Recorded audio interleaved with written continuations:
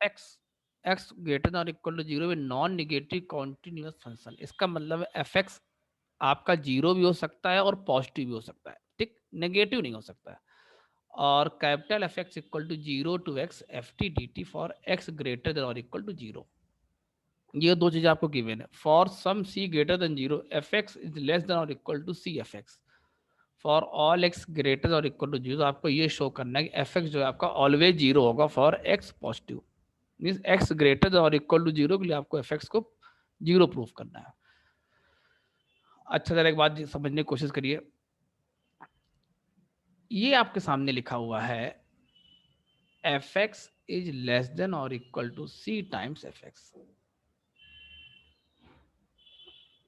ठीक। आप जरा इसको डिफ्रेंशिएट करिए, ये जो रिलेशन दिया हुआ है, तो एफ डैश एक्स आपका क्या बन जाएगा, वो आपका बन जाएगा एफ एक्स। और आप जरा इस रिलेशन को डिफ्रेंशिएट करिए, तो यहां से आपका एफ डैश एक्स क्या बन जाएगा, C times F dash X. F dash X की आप वैल्यू पुट कर दीजिए, तो C times F X. Left side ले आइए, F dash X minus C times F X less than और इक्वल टू जीरो।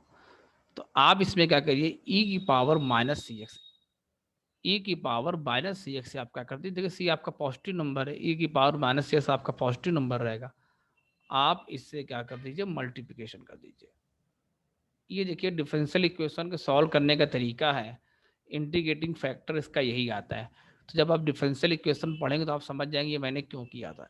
ये जो आप लिखा हुआ है, जिसको जरा आप ध्यान से देखिए, ये लिखा हुआ है derivative of f x into e power minus C x, ये लिखा हुआ है लेस देन और इक्वल टू जीरो। इसका मतलब हुआ कि f x into e power minus सी एक्स का डेरिवेटिव नेगेटिव होगा या जीरो होगा, तो इसका मतलब हुआ कि f x into e power minus सी एक्स ये आपका एक डिक्रीजिंग फंक्शन होगा।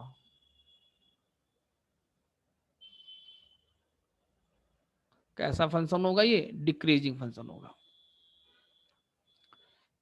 अच्छा भाई, और जरा थोड़ा सा आगे बढ़ा जाए और चीज़ों को एक्सप्लोर करने की कोशिश की जाए। इस फंक्शन देखिए एफ एक्स को, कैपिटल एफ एक्स को, जरा इसमें x equal to zero put करिए, एफ ऑफ जीरो क्या आ रहा है, zero to zero f T D t, ये वैल्यू क्या बन जाएगी, जीरो। एफ ऑफ जीरो आपका जीरो आ रहा है। अब हम ये कोशिश करेंगे कि ये आपका डिक्रीजिंग फंक्शन हो गया। डिक्रीजिंग फंक्शन के बारे में आपको पता है, क्या पता है कि डिक्रीजिंग फंक्शन का जो ग्राफ होता है कुछ इस तरीके से बनता है। जैसे जैसे आपका एक्स इंक्रीज करता चला जाता है वैसे वैसे फंक्शन की वैल्यू क्या होती है, डिक्रीज करती चली जाती है।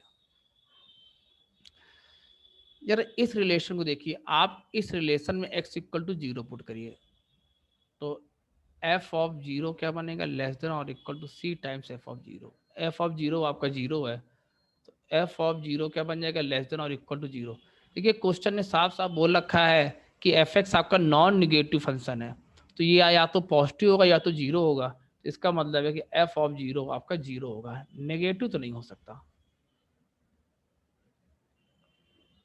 इसको मैंने खुद देख नाम दे दिया जी एक्स का, ठीक। जी एक्स आपका डिक्रीजिंग फंक्शन है, ध्यान दीजिएगा। फॉर एक्स ग्रेटर देन और इक्वल टू जीरो क्या बन जाएगा, जी एक्स लेस देन और equal to g of zero, लिख सकते हैं। डिक्रीजिंग फंक्शन किसी भी इनइक्वलिटी में ऑपरेट करें, इनइक्वलिटी का साइन रिवर्स हो जाता है। जी ऑफ जीरो क्या आएगा, एफ ऑफ जीरो इंटू ई की power zero. F of zero आपका क्या है, जीरो है, तो यहाँ से एक बात कंफर्म होगी, जो जी एक्स होगा वो लेस देन और इक्वल टू जीरो होगा। जी एक्स आपका है क्या, f x into e power minus C x is less than और इक्वल टू जीरो। ये वैल्यू आपकी नॉन निगेटिव, ये वैल्यू ऑलवेज पॉजिटिव, इन दोनों का मल्टीप्लिकेशन कैसा आएगा, पॉजिटिव आएगा। लेकिन यहाँ पे लिखा हुआ क्या, लेस देन और इक्वल टू जीरो। देखिए एफ एक्स आपका नॉन निगेटिव है, नॉन निगेटिव में जीरो का ऑप्शन नहीं बनता, तो इसका मतलब क्या हुआ भैया, ये दोनों का मल्टीप्लिकेशन जो है अगर मैथमेटिकली देखा जाए तो नॉन निगेटिव आ रहा है। और लिखा क्या हुआ, लेस देन और इक्वल टू जीरो। तो लेस देन और इक्वल टू जीरो के केस में लेस देन जीरो तो कभी पॉसिबल ही नहीं है, पॉसिबल क्या बचा, zero. F x into e power minus C x equal to zero, this implies f x equal to क्या बन जाएगा, जीरो फॉर एक्स पॉजिटिव। ये आपका आंसर बन जाएगा। तो ये बहुत ही शानदार क्वेश्चन पूछा गया, इसमें डिफरेंशियल इक्वेशन को भी यूज किया गया, इंटीग्रेशन में डिफरेंशिएशन के कंसेप्ट को भी यूज किया गया, एप्लीकेशन ऑफ डेरिवेटिव से इंक्रीजिंग डिक्रीजिंग कंसेप्ट भी आ गया। तो तीन तीन कंसेप्ट को यूज करके क्वेश्चन बनाया गया था, बहुत अच्छा क्वेश्चन था।